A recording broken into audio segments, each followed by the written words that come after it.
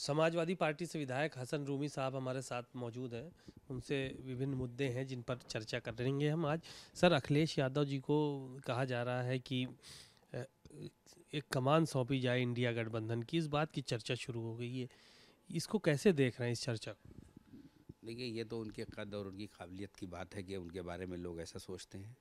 अब वो कैसा सोचते हैं, उनकी क्या इच्छा है, ये भी हमें जानना ज़रूरी है। जो हमारे नेता आदरणीय अखिलेश यादव जी के अंदर वो काबिलियत है कि उन्होंने उत्तर प्रदेश में जिस तरीके से 2024 के चुनाव में पीडीए के माध्यम से गठबंधन की, इंडिया गठबंधन की दोनों मिलाकर, अपनी और हमारी मिलाकर 43 सीटें लगभग जीती और कई सीटें बहुत छोटे से मार्जिन से हार गए। तो ये दर्शाता है कि उत्तर प्रदेश देश की सबसे बड़ी का सूबा है और इस सूबे से ही पूरे देश की, यहीं से प्रधानमंत्री जाता है। उत्तर प्रदेश से ही लगातार कितने प्रधानमंत्री उत्तर प्रदेश ने दिए हैं। तो निश्चित रूप में अखिलेश यादव जी जो हैं, उनके अंदर वो सारी खूबियाँ हैं जो देश के किसी भी अच्छे नेतृत्व को संभाल सकते हैं। वो अब ये देखने की बात है कि हमारे नेता आदरणीय अखिलेश यादव जी के पास उनकी क्या इच्छा है। ये तो दूसरों की इच्छा है कि वो ये चाहते हैं कि राष्ट्रीय संयोजक इंडिया गठबंधन का बनाया जाए उन्हें, लेकिन उनकी इच्छा को भी जानकर कोई फैसला होना चाहिए। मायावती जी ने कल आकाश आनंद को पार्टी से किनारे कर दिया, उनको सभी पदों से मुक्त कर दिया।